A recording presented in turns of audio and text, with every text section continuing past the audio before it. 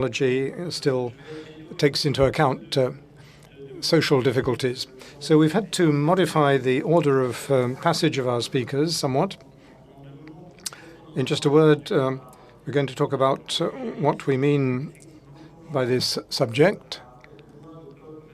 Just a few months from the COP21 summit meeting, how can we change people's mindsets, change people's behavior? We need to take into account the problem of climate change. We need to make a strong commitment. I think that's quite obvious. We have to face up to all these challenges. As far as we're concerned, this is the challenge of sustainable development of our towns. And I'd like to thank Mrs. Pappalardo for being with us to talk about what is being done in this field. But there's also the problem of growth of our ecosystems, because we need to be able to promote green growth. But above all, as we've seen today, we need to see how we can overcome the structural obstacles, how we can promote more virtuous behavior, how we can promote participative and collaborative behavior. Now, I thought we would begin with a debate with Mr. Lambert, but we're going to change things. We'll start off with some concrete cases. So I'm going to call first of all on Mr. Alexandre Garcin, who's a Deputy Mayor of Roubaix. He's in charge of aspects linked to digital sustainable development, and also Mr. Nadim Abourizk, who is Vice President of the Municipality of Beirut, who's honored us with his presence here in Nice. And that's one of the strong points of innovative cities. We're able to compare these very different cases, and that's what we're trying to do here today. How can we change scale? How can we upscale some of these solutions? That's one of the messages that we are trying to get across this year. How can we change from one scale to another? How can we learn from experience elsewhere? What we heard this morning about Rio was, of course, very interesting. But we still have a lot to do when it comes to specific applications and concrete cases. So I'd like to hand over straight away to Mr. Alexandre Garcin. Thank you for being with us, and please tell us what you've done in the city of Roubaix, which is now part of a larger organization, a metropolis. I hope that we've been able to switch the slides around to match the speakers. Good morning.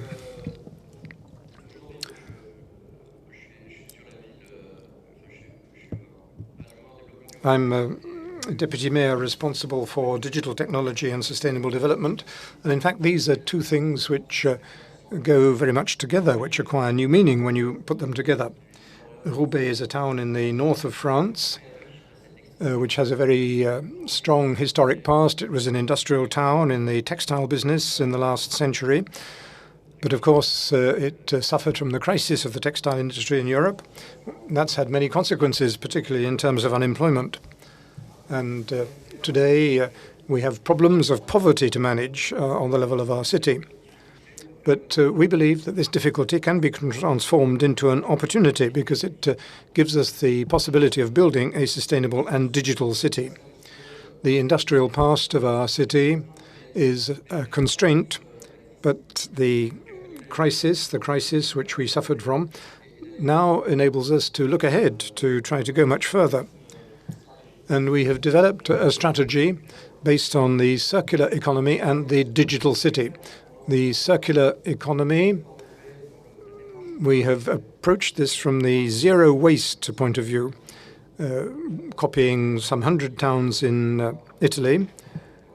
We've been chosen by the French government as part of the zero waste program, and we've set up a participative program on the level of our city in order to bring about a drastic reduction in the quantity of residual waste. Waste, in fact, shouldn't be considered as waste. Waste should be considered, on the contrary, as a resource and should therefore be part of the circular economy. And alongside this, in Roubaix, we have two large companies and a digital ecosystem. First of all, we have one of the leading European hosts, in fact, the third largest in the world, which is very strongly implanted in our city. And we have another digitally based company, which is in the video games business, and they're represented by that little logo on the right. So we want to make use of this potential to go further We want to convert the try. We want to make sure that these two leading companies will in fact be the driving forces in the digital development of our city. Well, let's begin by talking about zero waste. Zero waste is both an ecological and an economic challenge. Ecological, that's clear, but economical, because if we ensure that waste becomes a resource, we can, in fact, make real savings in terms of resources, but also savings for households, because consuming zero waste means saving money. So how did we build up this project?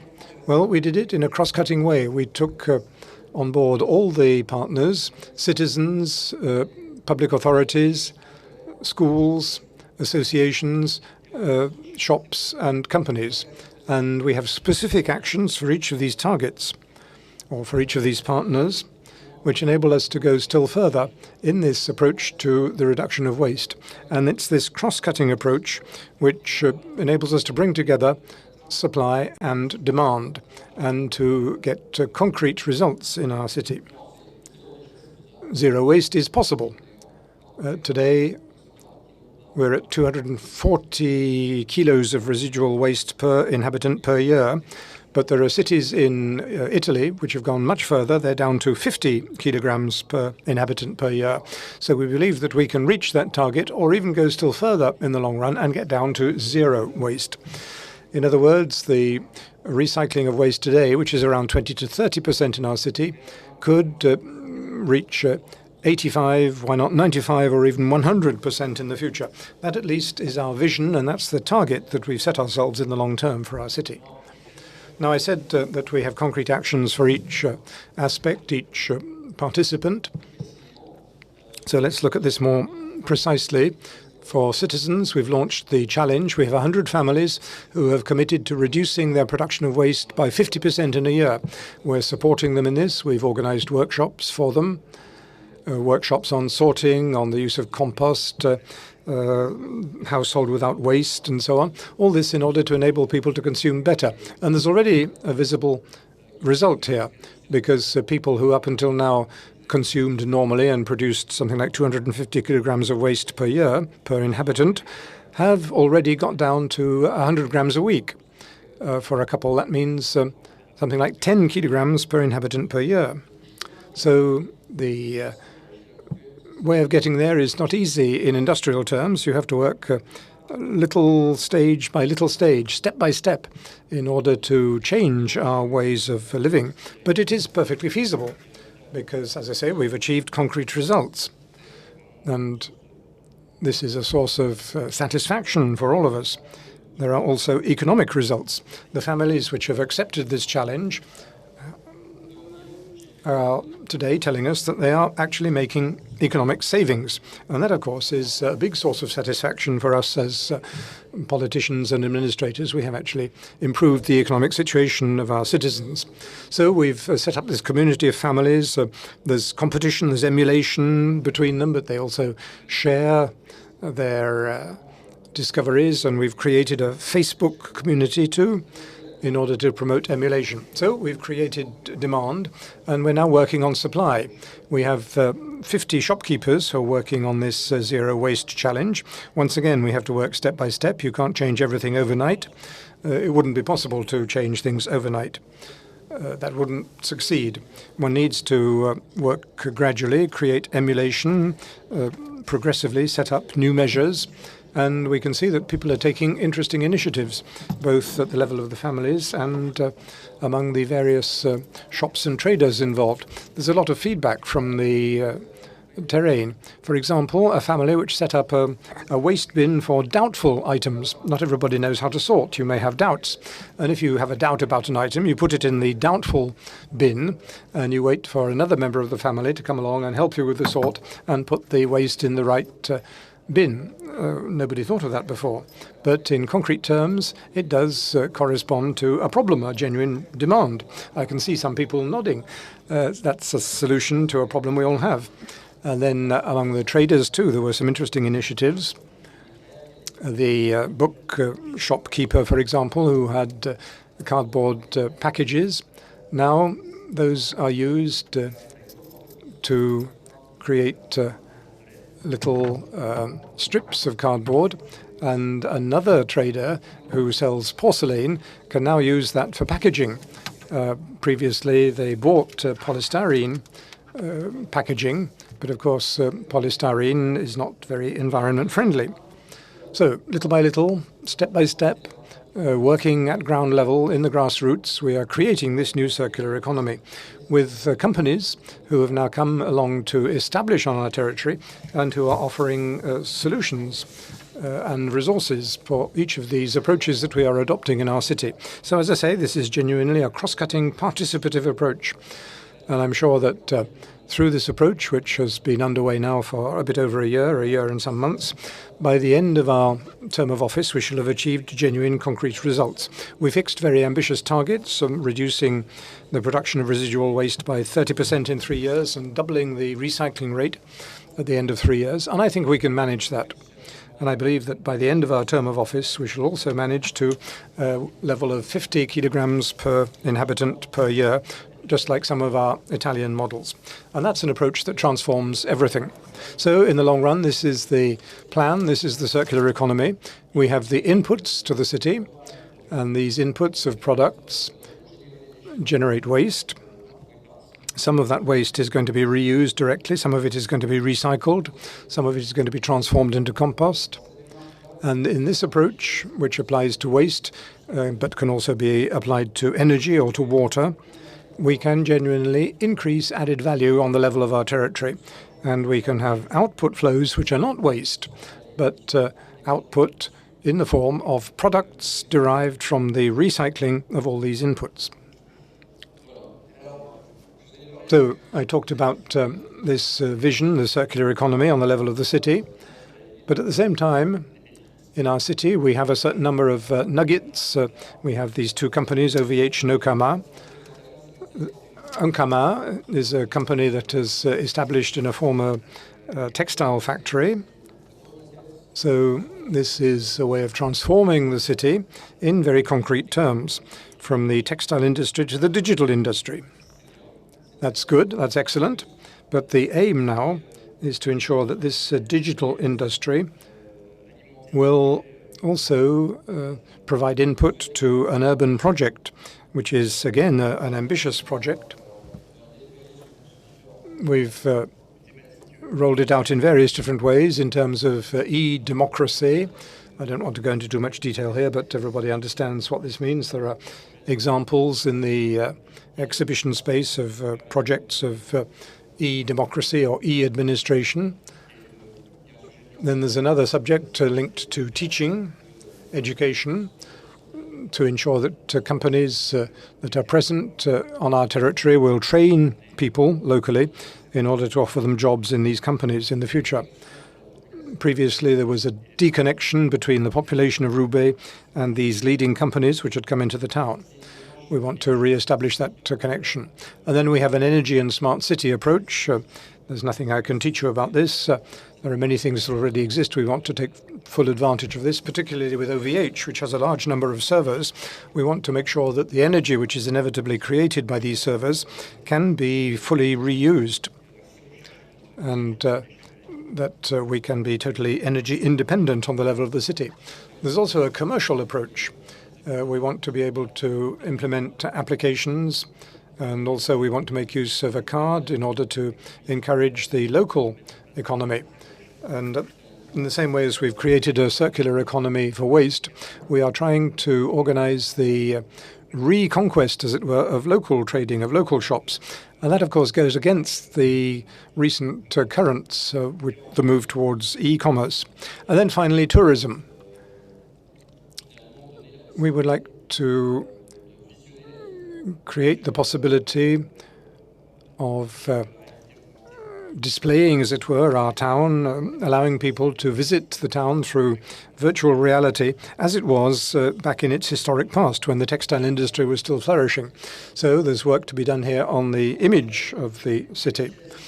And on the basis then of the resources of our city, we want to construct a genuine digital city. And that goes still further than that. With OVH, the idea is that we should create a cloud city with a digital loop and economies of scale and economies of energy, savings of energy in the servers, so that digital technology will really be part of sustainable development. There's still a lot to be done, a lot to be built, but that is our vision. We're a long way from having won this battle, but this is what we want to do, the building of, at one and the same time, a circular economy and a digital city. Thank you.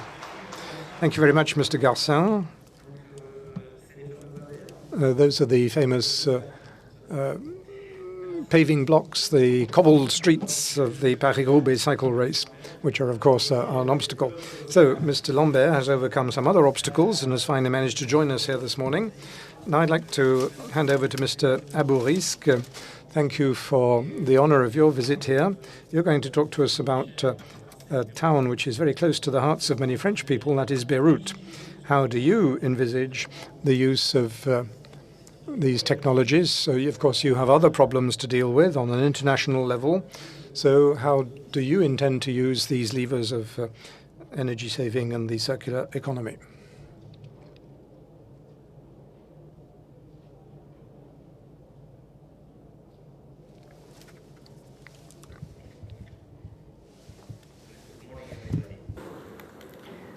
It's a privilege for me today to stand representing the city of Beirut, the city that was and still is the jewel of the Mediterranean, hosted in this international convention in the city of Nice, which has lots of resemblance to our city. Surely all my gratitude will go to the city of Nice and to the organizers of this international conference for giving me the opportunity to share with you our challenges and initiatives towards the implementation of sustainable policies. My presentation will talk about actually three topics. First, facts and challenges about Beirut. Then we'll talk about sustainable policies, and then some energy actions, and we conclude. This is basically where Beirut is on the Mediterranean. Some facts about my city. Actually, the population is a little bit less than 2 million, knowing that the whole Lebanon is a little bit more than 4 million.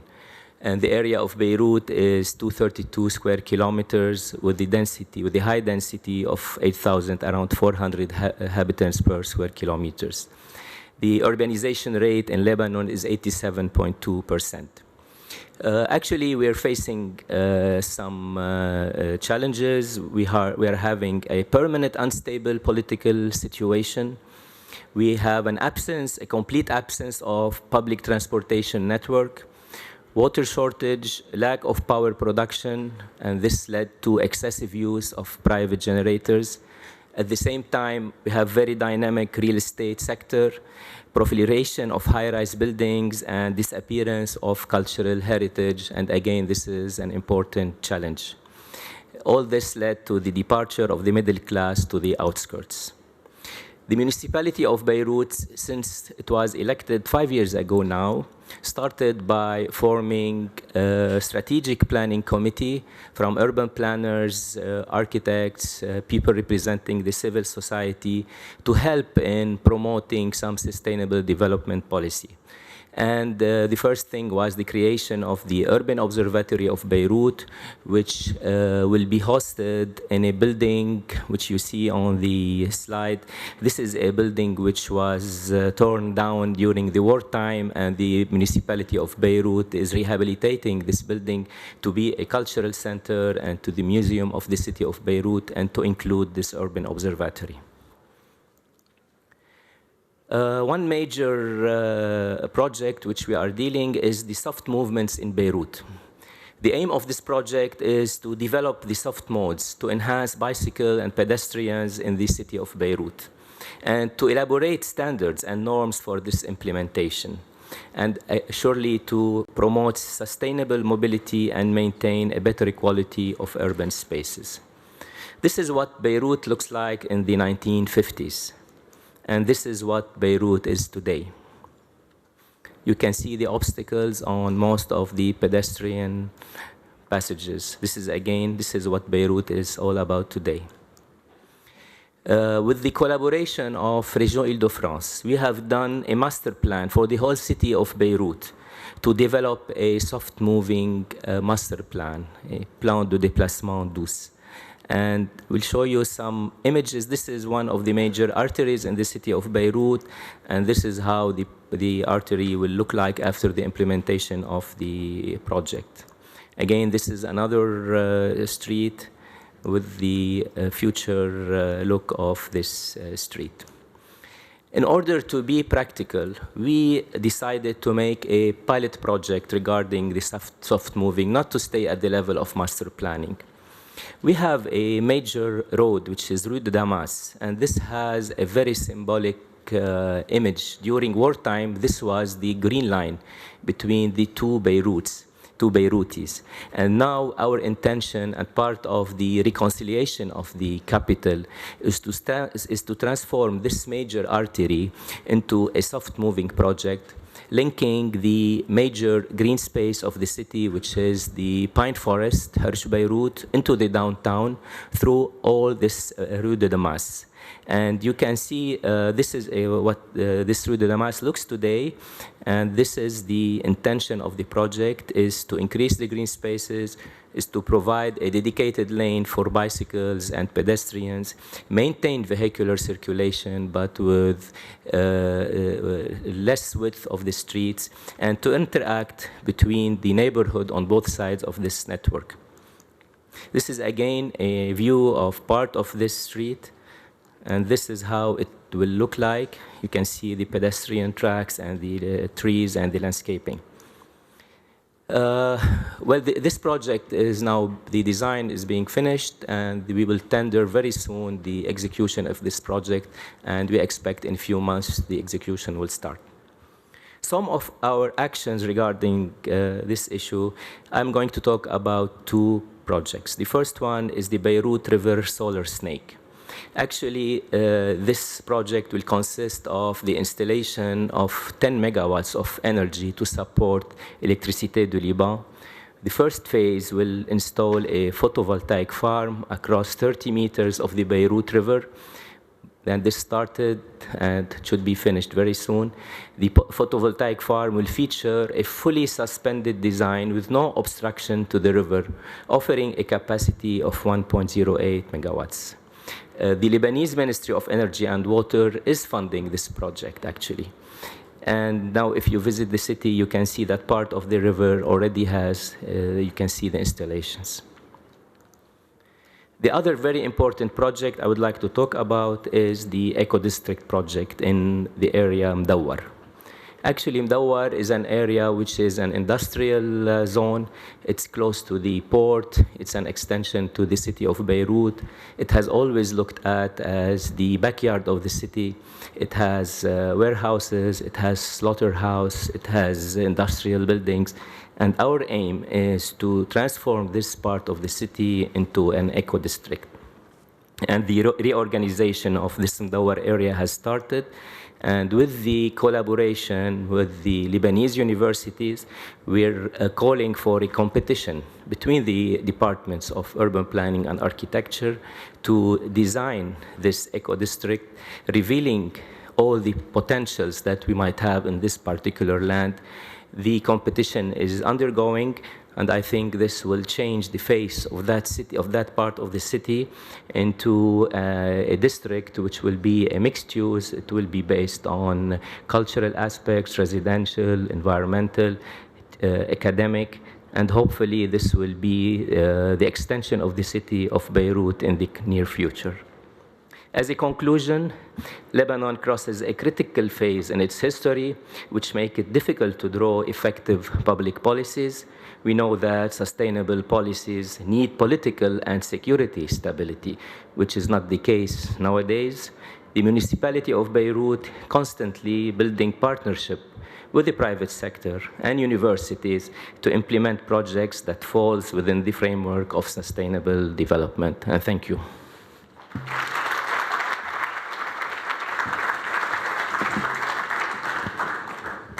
Merci, je pense que... Thank you very much. I wasn't expecting a presentation of this type. I think it's extremely interesting. I don't know whether zero waste is yet among your aims in Beirut, but now you know one another, you can exchange information and ideas on these projects. So I think you are pressed for time, so maybe you'd like to come back and join us in the room, and I'll now call on Mr. Lambert, Member of Parliament, François-Michel Lambert, who has honoured us with his presence. And also I'll call on Mrs. Sandra Lagumina, General Manager of GrDF, and Michèle Pappalardo, Coordinator of Vivapolis. Thank you all very much for being with us. And we're going to try to look together at this very difficult topic. We're going to try to find some messages, maybe subliminal messages, and also some definitions and some lines of approach.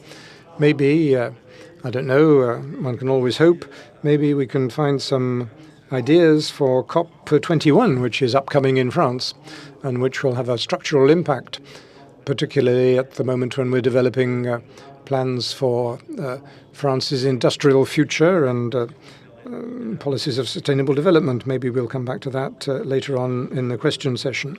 So I would like to begin then by asking Mr. François-Michel Lambert, who is MP for the 10th constituency in the Bouches du Rhône and Vice President of the Circular Economy Institute. And it's above all as the representative of the Circular Economy Institute that you are here with us today. Not everybody knows this institute. Maybe you'd like to explain exactly what it is and how it hopes to shape the city of the future, which of course is the central subject of innovative cities today. And Mrs. Pappalardo will talk more about the international context, maybe. Mr. Lambert, maybe you'd like to come and join us here. Je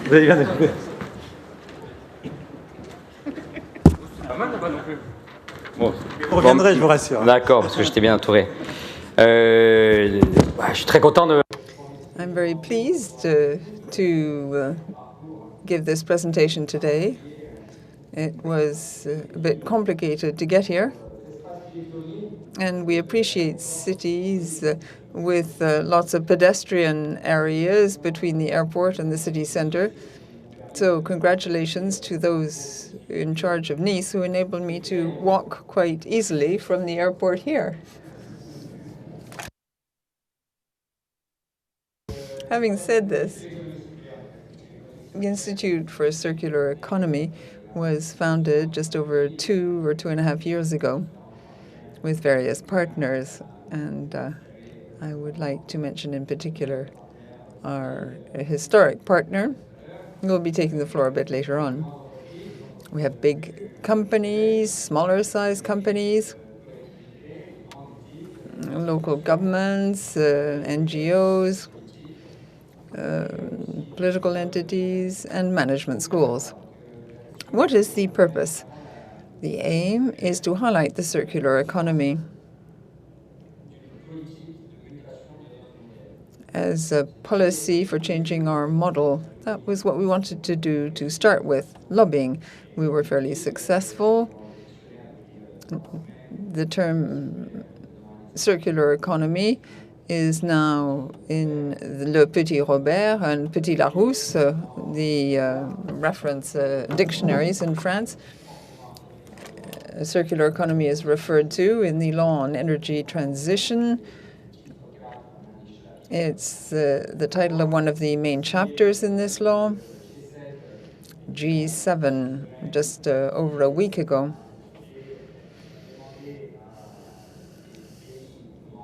asked member countries to move towards a circular economy. And GIEC on page 775 of the report talks about global warming and advocates a circular economy. Why? Because a circular economy is an economy where waste is not just waste. Waste is a resource, a raw material that can be reused and re-injected in the model. But it's much more than that, too. It's a model which is not based on the culture of wastage and abundance. It's based on preservation, efficient use of materials and resources.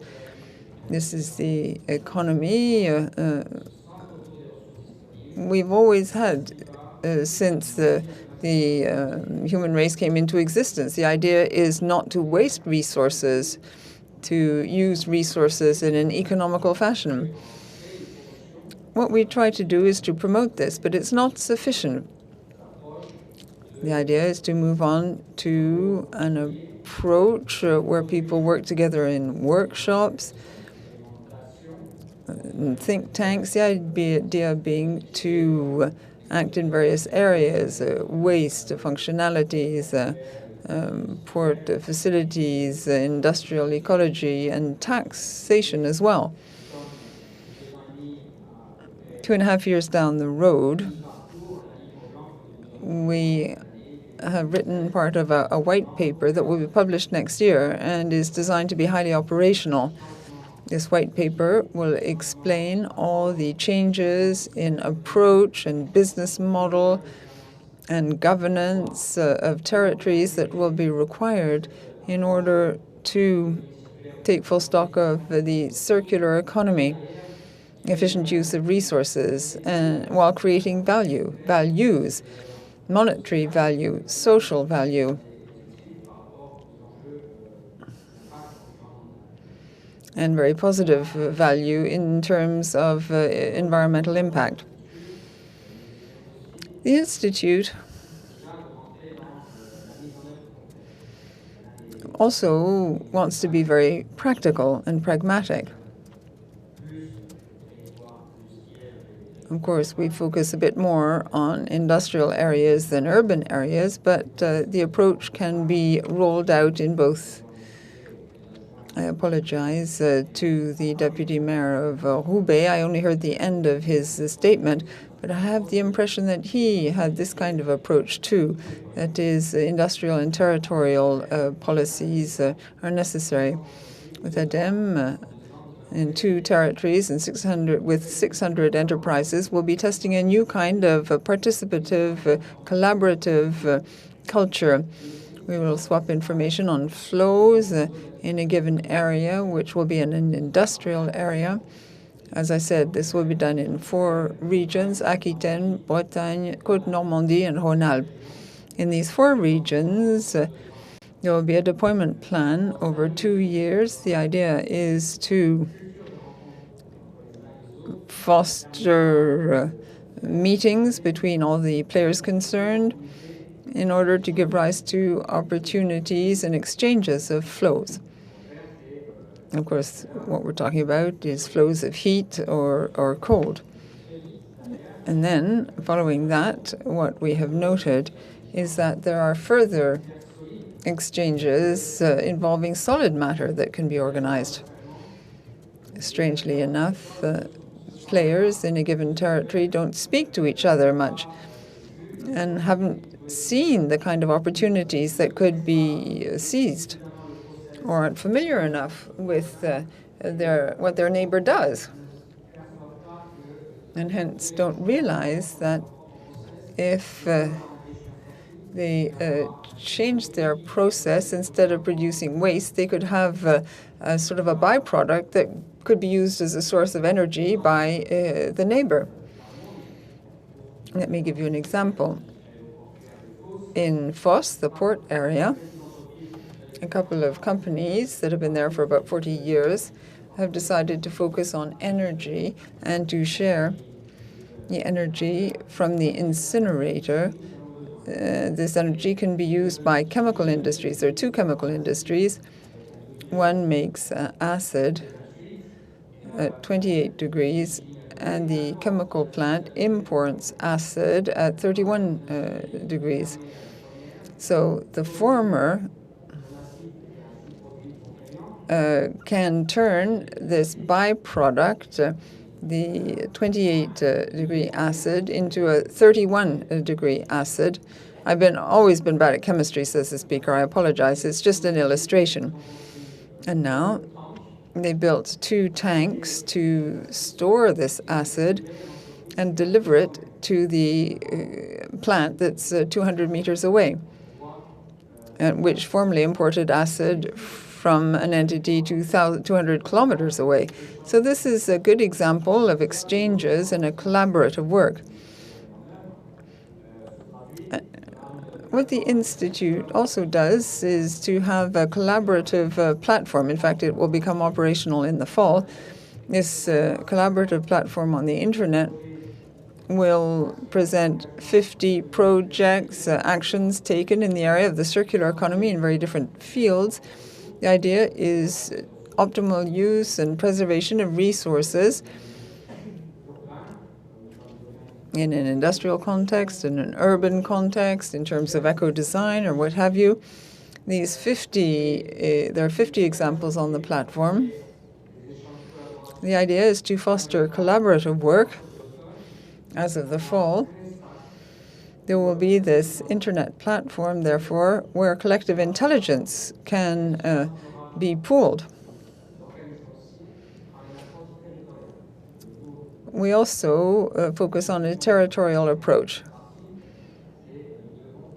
Indeed, we have to adopt a territorial approach. What I'm trying to say is that this development must be based on collaborative work with people nearby.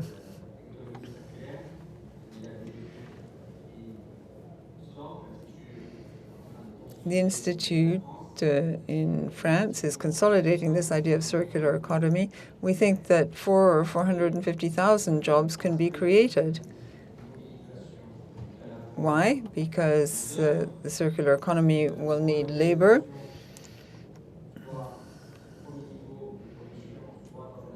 Production may be relocated.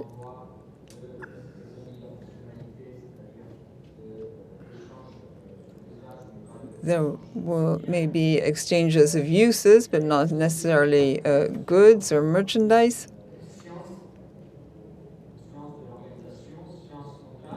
There will be jobs created in the various scientific fields, engineering, humanities, etc. A lot will need to be set up. Between 100 and 400,000 jobs can be created. This is borne out by a study done by the EU. The EU feels that 2 million jobs could be created through the circular economy. Before the end of the year or at the beginning of 2016, there will be a sort of package of measures on the circular economy. There will be directives in this area which will then be implemented in countries. Mr. Timmermans, number 2 in the European Commission, is promoting this approach. It's not a defensive approach. We have to preserve resources. We should create less CO2.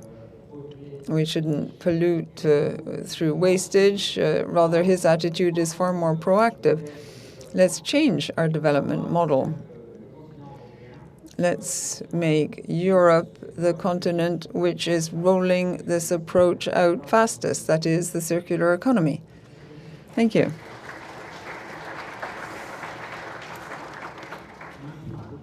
Thank you very much for talking to us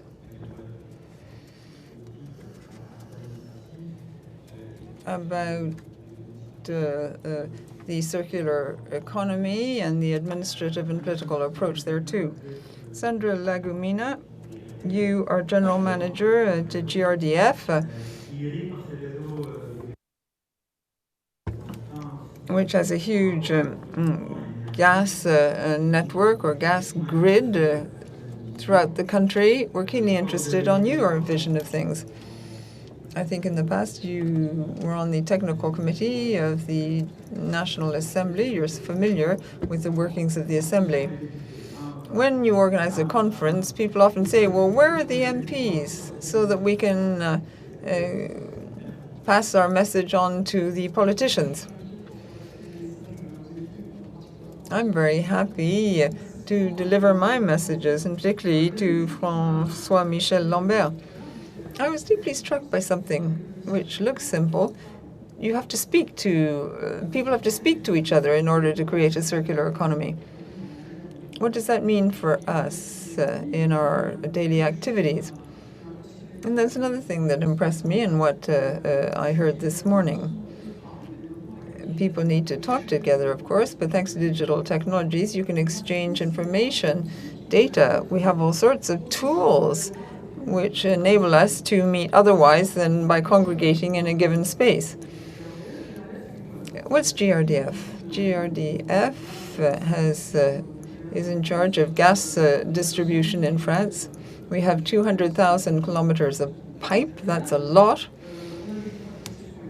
We have contracts with a huge number of communes, and we have 11 million customers. Just to explain what our impact is, we have all these external stakeholders, in other words. And also, a couple of years ago, we decided that the energy transition should be our strategy too. That's not obvious because in the energy transition, you have the fact that the volume of gas will drop because you'll have buildings that are better insulated, you'll have consumption patterns that are more intelligent. But we made this choice. So what does that mean for us? We realized that, well, what's the energy transition? It's a combination of networks, uses, and energies. It's decentralization and the circular economy. And it's also the fact that we should be in a position to speak with other players. I'll give you 3 examples of this change. The first example is pretty new for us. It's the production of biomethane gas. Traditionally, in France, you had manufactured gas. You had the 19th century gas plants. Now we have natural gas, and gas is now being produced using waste, and it's injected into the grid. This means that it can be used for all sorts of different uses. For mobility, you have buses which run on biomethane. You can use it to produce heat. In other words, we're doing exactly what you said earlier on. We use things that are viewed as waste, and we create value.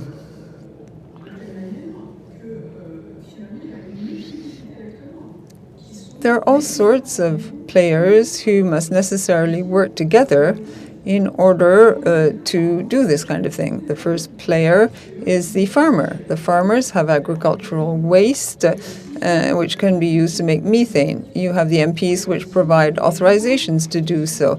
Then you have the people who live near these projects and who want to be able to say what they think about the project. And then you have those who will use the gas for mobility. In Brittany, for example, school buses run on biomethane gas. So we need, in order to create this circular economy, which we view as very promising for the environment and for waste management, we have to bring together people who weren't used to talking and discussing matters together. So we brought all these people together, and we're quite proud to have been able to do so. We, in fact, we have created a committee, a commission, and we've tried to foster good practices, ensure that people talk to each other more, and the end result is a consensus on biomethane gas. With the law on energy transition, the goal is to have 10% biomethane in the grid by 2030. That's part of the law. That was not easy to achieve at the outset. That's one example. You're going to say to me, well, you don't make the biomethane, you just inject it into the grid. But at the heart of our work, and increasingly so, we have intelligent smart meters, gas bar, for example. And here we use the same method. What is the method? Gas bar is the gas smart grid project in France. You replace the 11 million meters, and the meter will be read automatically However, it will not be possibility remotely to cut off or switch back on the meter. We consider that for reasons of safety, that would not be desirable. In this project, well, it started up in 2009, and contrary to electricity, where there was a directive which said, well, you have to make a linky. In the case of gas power, we have to show that it was worth its salt, so to speak. There were deliberations and studies on the topic, and it was deemed that the project was very beneficial for the population. We can talk about 800 million euros savings over 8 years. Project rollout has to go hand in hand with energy consumption control. That's an interesting notion, and it conditioned the rollout of the project. If you have a big industrial project, €1 million for 11 million meters, etc., and if at the same time you are forced, and we did this with pleasure, to organize a discussion on energy consumption control, well, that makes it possible to renew a sort of a dialogue with people, with stakeholders who we weren't used to talking to. For example, associations, groups of tenants. We talk with lots of associations, big ONGs, but what about tenants associations? We're going to continue along this path. Throughout the year, we'll continue tests between now and 2017. In 2017, we'll actually deploy this device. We have 4 pilot areas where we're testing the method for rollout. We want to look at refine the technical side, and also I think it is very normal for people to ask questions. Someone's going to say, well, you're adding sort of new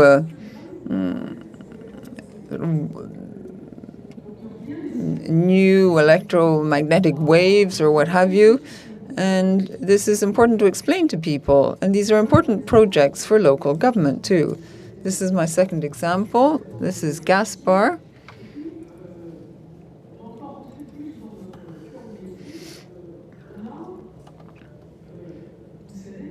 As you know, we have a lot of concessions, 9,600 communes.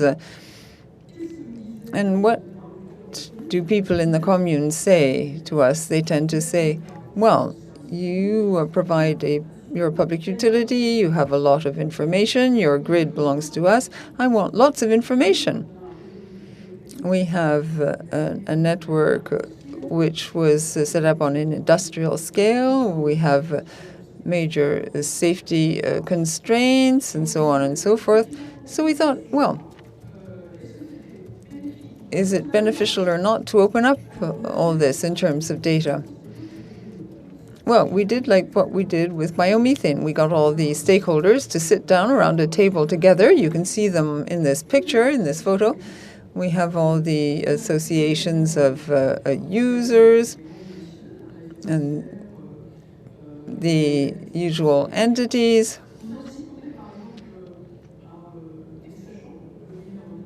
We asked a number of experts to come and address us, regulators, representatives of the ministry. The idea being to talk together about these concessions. And we said, well, you're asking us for data, you're asking us for information. How can we get organized to supply this in a relevant way? How can we work together to attain our common goals? A huge amount of work was done. And at the end of the meeting, on the 18th June 2015, we sent a white paper to the administration in which we set out the consensus reached by these various stakeholders. There is supposed to be a decree under the law on energy transition, Article 41, and it states, well, this is the data we should give local government so it can shape its energy policy. I think that had we proceeded differently, that is, had we waited for the minister to issue a draft decree, we would never have succeeded in reaching such a strong consensus. Not everyone is absolutely in agreement, but everyone understood at least what the other person's constraints were. We're very good in technical matters. Come to our booth and see us. But over and beyond that, I believe that what's innovative for us today is that we can create this kind of consultation. I think that's the only way to take up the challenges mentioned in preceding presentations. Thank you very much. Voilà des messages clairs. Alors, ce que je retiens pour l'instant, c'est... That was a clear message. So obviously we have to speak to each other, we have to communicate. There's a horizontal approach, but there's also a bottom-up and top-down approach. So it's not always easy, of course, to talk with the other stakeholders when you're not used to it. Mrs. Pappalardo, you're used to coming to Innovative City. Thank you for being here this time round. Your special area is sustainable cities. You were president of ADEME, and your current mission is French-style sustainable cities, how to export this notion. There are several components, of course. There is the ecology, energy, transport. Everything is interlinked, though. So thank you for talking to us about Vivapolis. Thank you very much. I will try to link this with comments made by preceding speakers, and I'll try to set all these points out in an orderly manner. What is Vivapolis? I apologize to those who've already heard what it's all about, but some people probably don't know Vivapolis. As of September 2013, we launched Vivapolis. It's a sort of a brand, a name, which brings together private and public players in the idea of sustainability in France. The public side, that's all the ministries. There's 7 which work on sustainability in cities. We have all the big agencies like ADEME, CEREMA, Business France, the AFD, Caisse de dépôt, and so on and so forth. That's the state side. Local government, of course. We work increasingly with various cities. You can't have a sustainable city if you don't work with the city, with the local governments. We have to convey our messages through local governments, and then we work with enterprises on the private side. I'm referring to big entities like AFEP and others, but also now, and that's what we're trying to develop, increasingly, we work with the private business. All the big companies that work in cities are part of Vivapolis. They work often in energy. You have EDF and others. Urban services, Suez, Veolia, construction, Eiffage, Vinci, Bouygues, mobility, and so on and so forth. And in digital matters too, because you can't have a sustainable city without digital technology. Schneider, Dassault Systems, Orange are part of Vivapolis too. But there are many, many SMEs and startups as well. Indeed, we wanted to involve them in this overall venture. What does the venture consist in? It consists in having a common vision and a way of working together. The idea is to export our concepts abroad, defend what we're doing in the area of sustainable cities, and the aim is to try to convince people that our model can be applied elsewhere as well, and that we want to do foster business for French companies. We've identified 4 characteristics in this French-style sustainable city. I'll talk about this quite quickly. There's one which is very topical, given the topic of this Congress. The first characteristic is that people lie at the heart of the project. We want, above all, to work to improve the attractiveness of cities, We want to make cities healthy, easy to live in, with good mobility and transport, a good economic activity. Otherwise, you won't have a pleasant lifestyle. We want to have nature, elements of nature in cities.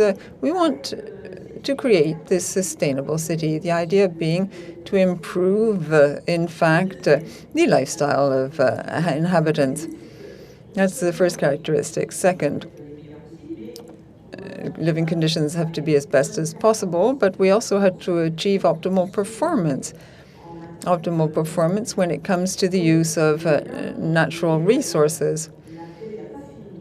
Not long ago, it's quite funny, we don't use the words much longer. We used to talk about green cities. We used to talk about fighting pollution and wastage. We talked about efficient use so as to be sparing in our use of natural resources, that is, water and so on.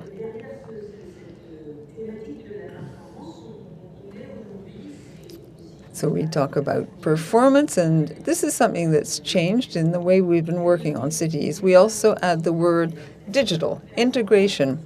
The performance will be all the better if we factor in the various functions of the city. And to do so, obviously today you need to use digital technologies.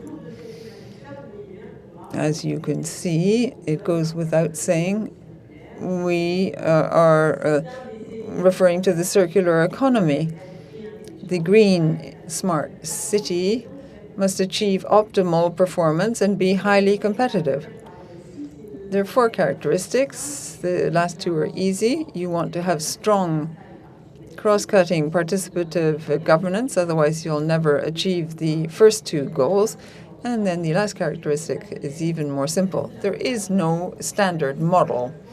Each time you have to adapt solutions to the case in point.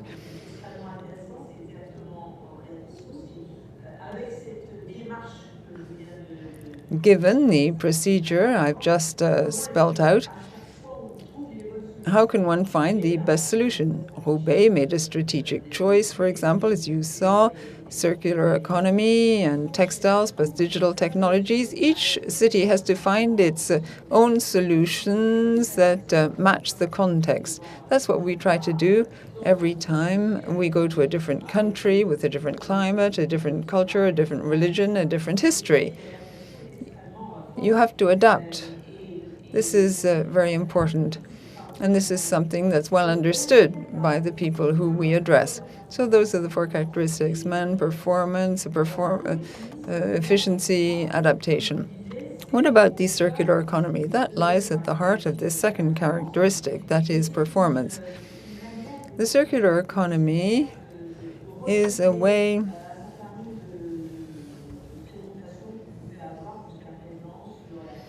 of approaching waste management in a different way. The idea is to lend all these areas a more modern dimension. Companies have to be competitive. The rationale of the activity has to be economically worthwhile. As you saw in the case of Roubaix, the goal is to improve the competitiveness and economy in the area, the industrial area involved. In fact, this is a different, very positive way of presenting waste management abroad. And then, as we've seen already, it enables us to bring together the subjects of energy and waste. The topic of energy, of course, links up to the climate. These are fashionable topics. So I think this is a very practical way, in fact, of bringing this subject of waste into the limelight, to foreground it, whereas otherwise waste might be put rather on the back burner, because we can now approach the topic of waste through the bias of energy. And of course, you can use waste to produce energy, and then you can save in terms of transport. You can consume less energy. It's a way of fighting climate change, and it's through all these approaches that we can present these topics, particularly to the export markets. And it's also a way of working on integration, on the digital technologies, because we've seen this when we look at gas in particular. We shall be all the more effective in creating a circular economy if we can make use of the right data, if we know where certain quantities of waste are available and how we can share them out and make use of them. So that's the first point. For us, the circular economy is a fundamental line of approach. And there is also this additional aspect that it is modern and, as I say, competitive. And then a second idea concerning international markets. As I say, it's important for us to be able to find new ways of talking about waste. Why? Well, because when we talk about the international markets, I'm talking about the emerging economies in particular. Very often we have difficulty in talking about solutions for sorting waste. And this, of course, is at the origin of the circular economy. If you don't sort properly, you can't recycle. But in particular, in some of the countries where we have talked about this topic through Vivapolis, we have seen that there are parallel economies which already indulge or create circular economies without actually saying so. There are groups of waste processors or waste tips. There are people who survive, who work, who organize informal networks or parallel networks or grey networks. And this, of course, is a problem when one is trying to approach the topic of waste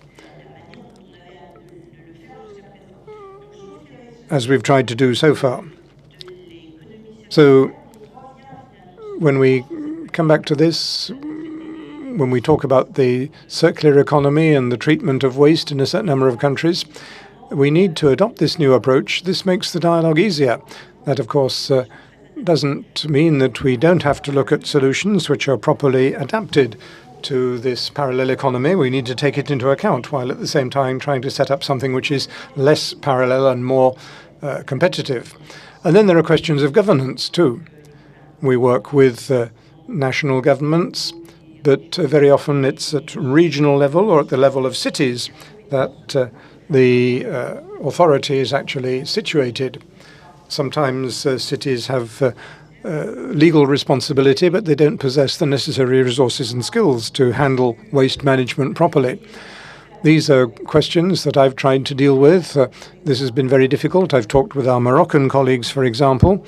It's extremely difficult for them to handle this topic of waste because it is a subject which is shared out among various levels of the local authorities, and they don't have one single agency which can deal with these questions. So if you can approach this through the circular economy, then you oblige people to set up a certain structure and a certain mode of governance. One or two examples about what we've done with cities. One topic which can be interesting, amusing even, but which is a good example, I believe, of what lies behind the circular economy. We've worked in a city called Gaziantep in Turkey in the framework of a subsidy system accorded by the French government. They asked us to undertake some studies concerning the development of renewable energy sources. And they have a lot of pistachio nuts. And one thing they do then is that instead of throwing away the shells of the nuts, as you've done for years and years, we said, well, we can use them as fuel for a heating system. And in this way, we can create heat, we can create energy for a large district which is going to be built in Gaziantep, making use of pistachio nuts. That sounds like something very trivial, but it is a perfect example of the circular economy. And of course, it is linked to energy too. And it gives people ideas. It gives them ideas as to how to use other forms of waste. And at the same time, all this is very concrete. It is a genuine practical project. I was also impressed to see that in several cities, I'm thinking of Astana, for example, in Kazakhstan, we talk about sustainable development, but what they think about is industrial zones, because their industrial zones are situated in the city. And what they are asking us to do, what they are concerned about, is the way that they can set up a circular economy within their industrial zones so as to limit pollution, to limit the use of transport systems, so as to finally mitigate all the harmful effects of the presence of these industrial zones and, in fact, create something positive for the city. And that, too, is a very important topic for us. In conclusion, I'd like to stress the fact that behind the circular economy, there is the need to talk to one another, to get to know one another. You can't work in a silo. We need a strong, participative and cross-cutting governance system. I'd like to go back to two examples that we talked about this morning in the 9:30 session. The two 3D demonstrators, which were set up by two consortiums of French companies in Santiago in Chile and in Astana in Kazakhstan, which I just mentioned. The utility of these two demonstrators, of course, they are useful in many different ways.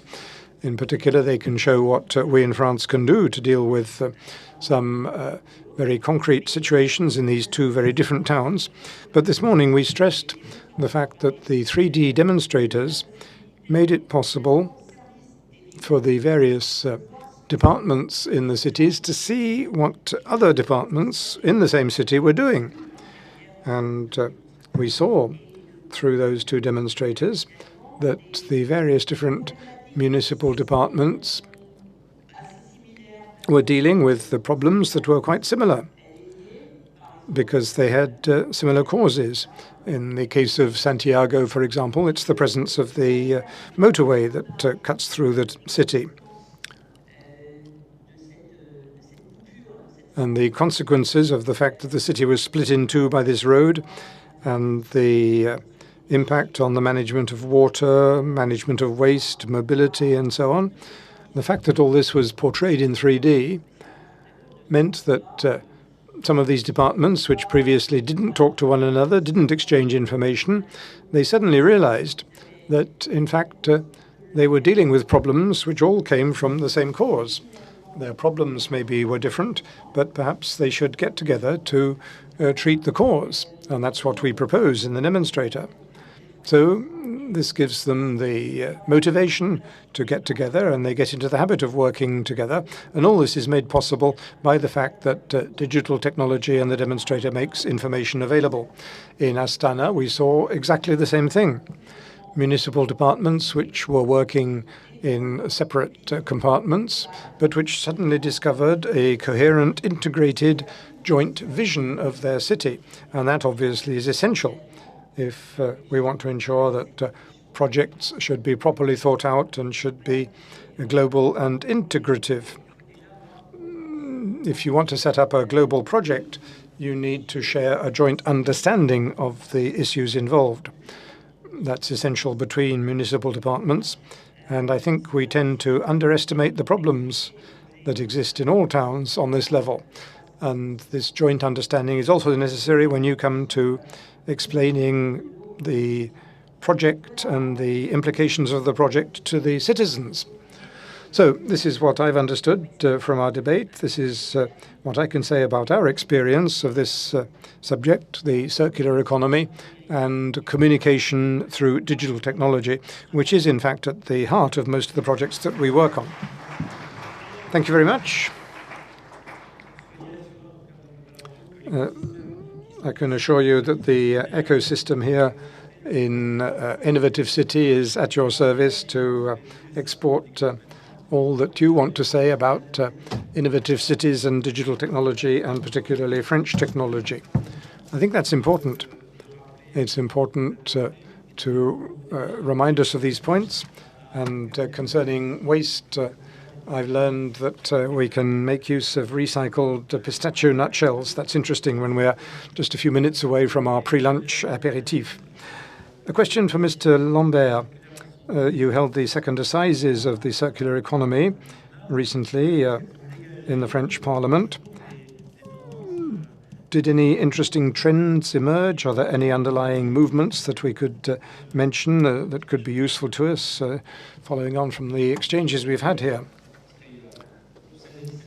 It was on the 16th and 17th of June that we held the second assizes, organised by my institute and by ADEM. We met in the Maison de la Chimie. There were some 1,000 participants present. We were limited by space, in fact. We could have had more people. 1/3 of French départements were represented there. Many companies, too, various different players from the economic sector and from society at large. But why? What was the point? Well, as you said, this was the second meeting. The first one was held just a year previously.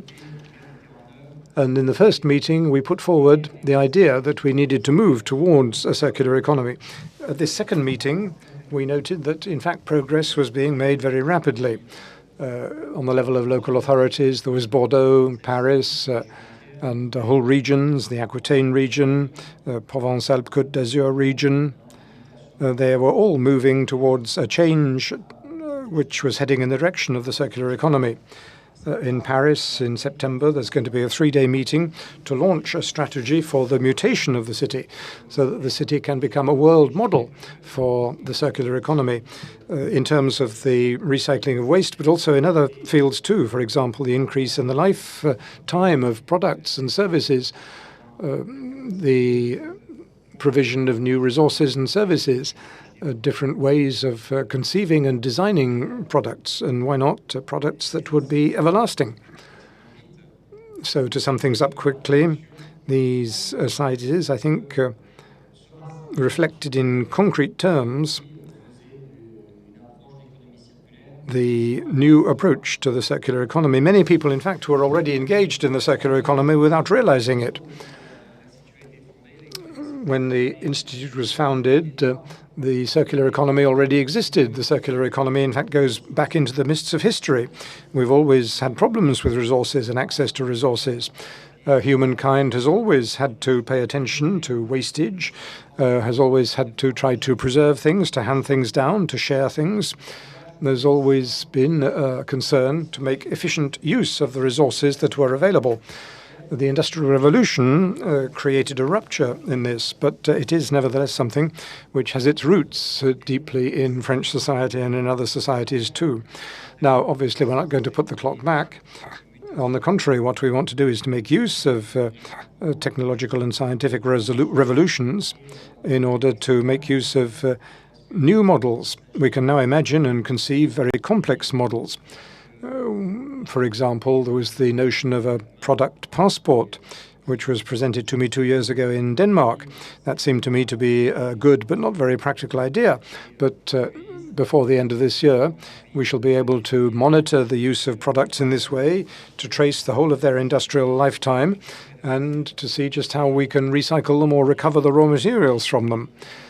It's now possible to disassemble products, to recover the components and to re-inject them into the system just like new components, even though they're going to be reused, recycled at the end of their normal lifetime. In terms of gas, I was astonished. We've looked at the German model with the production of biogas with dedicated models, but we can now use other models. We can create value alongside value that is already being created. We don't have to replace one thing with another. No, we can make use of agricultural land for its traditional use in terms of food production, whether it be meat or cereals or whatever else. And at the same time, we can make use of byproducts and re-inject them into the network. And that, in fact, is what peasant farmers have already done, who worked on a more or less independent basis. So the next assizes will be held in 2 years' time, in 2017. And I believe that we shall then see that a large number of companies will have made the switch. And not just some of the companies that we might expect, those that are involved already in waste management. There's another very interesting example, which is Michelin. I'd like you to look at them as a model. They produce tires for vehicles, but they do far more than that. They preserve resources in 2 different ways, in fact.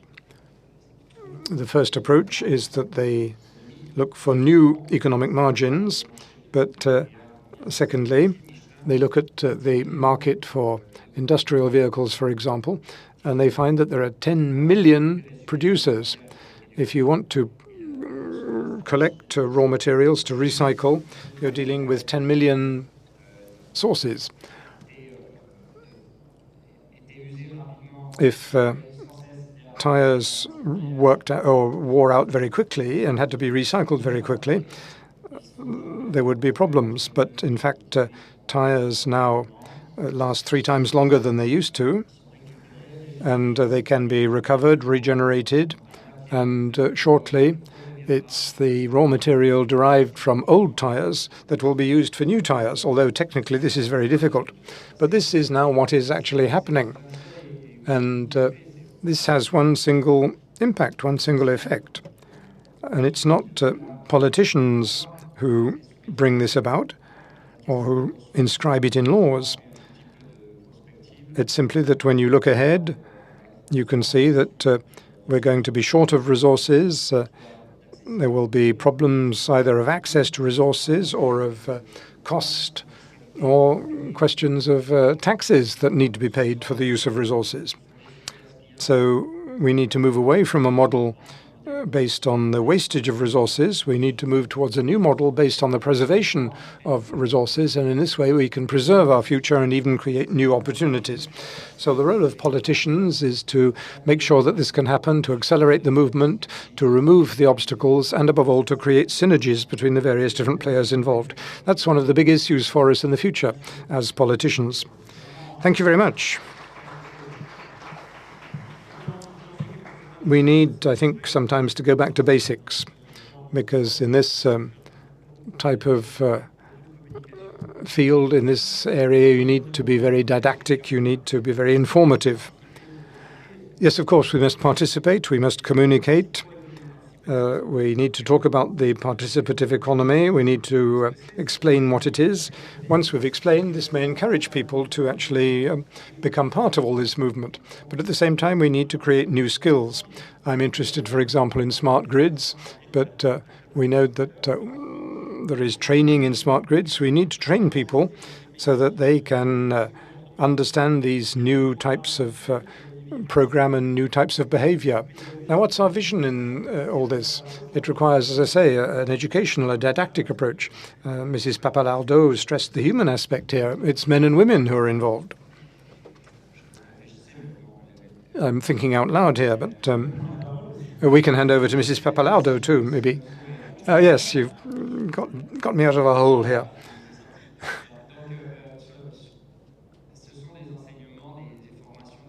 Yes, we need education, we need training, we need to give people new skills or strengthen their skills. This means we have to create a whole new culture, a general culture and a generic culture. We need to give people the ability to share, which means trusting other people. We need to train people in the use of new tools, thanks to digital technology. It's all that that's involved. But before I hand over to you, Michèle, there's one other point, I think, which is important and which has always struck me.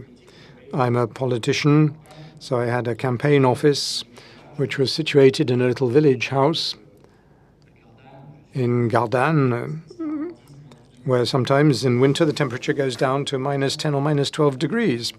But the owner of this building had installed a heating system, but when it was 10 or 12 degrees below zero outside, we were very, very cold in our campaign center. So I used to go out and buy the croissant for breakfast from the baker down below. Now, the baker, of course, was slaving away in front of his ovens. He was sweating, and all the heat from his ovens was going out into the car park. So that's where the circular economy begins. You need to actually get your shirt wet. It was absolutely fascinating to come down from this cold building to the furnace beneath. So this is what it's all about. How can we ensure that people get together and exchange? I'm sure that it's in the interests of everybody simply in human terms, first of all. It's interesting to work together to build projects, even micro projects like sharing heat, as I've just described.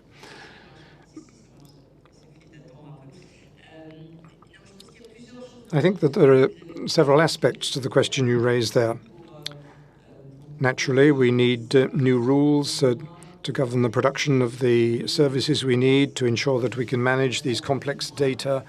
We need to actually find the data. We need skills. We need engineers. We need specialists. There's no doubt about this. There are new jobs to be created here and new training. Yes, we need to train people in shelling nuts. Okay. There you had to actually think about the problem to find the solution. So much then for the training side. But after that, the participative aspect, the citizenship aspect, the use of all these elements, I think that's not such a problem. All that comes about more or less automatically. The problem with the taxis today should remind us of all this. But concerning the circular economy, concerning the exchange of services, concerning the added value we can provide, their digital tools mean that people can now find solutions together. They won't necessarily build very elaborate structures straight away. There maybe there's an interesting aspect that we can work on. We need to understand how we can help these things to evolve and ramp up to an industrial level. But finally, it's not as complicated as all that. And it is perfectly feasible everywhere. That's a question I'm often asked. You say, oh, your ideas of an integrated city, this is all very well, but it's very complicated. You'd do better to start by improving electricity services or water supply or depollution or something like that. And that's something that people often tell us in Africa, for example. But in fact, in African cities, I think we shall be able to create digital services and an eco-participative structure much more easily and much more quickly than we can do here in Europe, simply because they are much more used to making use of digital technology than we are. They're used to inventing digital solutions to their needs. But there is another item that we don't talk about too often, but it is a real problem, and that's the legal situation and the legal obstacles, whether it be here or elsewhere. Circular economy means exchanges, means added value. Things are sold by somebody else and become part of the wealth of another and maybe create a service for a third party. How can we handle all these exchanges in economic and in legal terms? These are subjects where I think we need experiments and we need to find solutions. But that's something for our legal experts. One last question, because time is flying by, that can interest all three of you, concerns you all. We are here on the shores of the Mediterranean. We have with us Mr. Abourizk, who talked about a major Mediterranean city, Beirut. Mrs. Lagumina, you too are familiar with what happens on the other side of the Mediterranean. You have gas fields over there which supply many towns in the Mediterranean. Last year we listened to Mr. Guy Floret from the Union for the Mediterranean, who talked about the enormous difficulties that he faced in making sure that these major infrastructure projects were actually implemented and used. So for the Mediterranean cities in particular, what are the implications? How can we overcome the obstacles? How can we make a breakthrough here? There are lots of programs which concern the Mediterranean, but how can we actually get practical results in just 3 minutes and 40 seconds? I can't give you a full answer, of course, about this very complex subject, but it's obvious that there are two things to say. First of all, when you create a major infrastructure project today, then obviously it is more and more complicated. And it's more and more complicated. Why? Well, because there are procedures, there's a public debate, and that generates controversy. And the big organizations which foster major projects are not used to managing controversial issues and controversial debate. That's one of the problems. concerning the Mediterranean cities, I come from Sicily, which is right in the heart of the Mediterranean, and I know what the situation of Mediterranean towns is. And I think the problem here is how to regain control, as it were, of your territory. When you talk about this problem to some of the big cities and the experts on cities, they say that the optimum size for a town is that you should be able to move around on foot in 20 minutes and find everything you need within that 20-minute walking radius. That should be at the heart of our thinking when we talk about waste and good use of resources and so on. And when we look at the Mediterranean, we find that very often our geography is already based on that principle. I come from Palermo, for example, but the center of Palermo was deserted by its inhabitants for a long time, but they're now moving back in. They are taking over the space once again, and they are not simply reinventing the town of the future, but they are once again reintegrating, taking over, regaining control of the city center. All this is perfectly true. And I come from Sicily too. Yes, we're a Sicilian clan here. No, what I note when we talk about these big infrastructure projects and urban projects, there are very often genuine problems of governance involved. I want to stress that point. So we need to find solutions to respond to those problems. It's interesting to look at what's happening in Morocco. If you want to try to solve a major urban problem, then you create a specific structure, because today the local authorities are not in a situation to deal with all this. They don't have the skills, they don't have the funding. And generally speaking, responsibility is shared between national government and local government. So you have to begin by creating a structure, a public organization. In Morocco, it's a subsidiary of the Caisse des Dépôts. And you need that structure in order to provide global governance of the territory in which you intend to create this infrastructure. Now, all this is necessarily complex. You have to create a new structure, you have to keep it alive, you have to run it. So it's important to bear in mind these problems of governance. I always put them in third place when I talk about the problems of sustainable development of cities, but it is a genuine problem. Okay, we're spot on time in view of our late start. We've recorded all this. We're going to try to review all this because, as you say, these are very complex problems.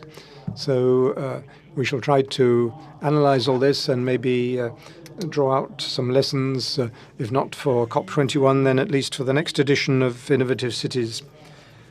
So thank you all for your participation. Have a good lunch, and let's hope that we can continue this afternoon despite the difficulties outside.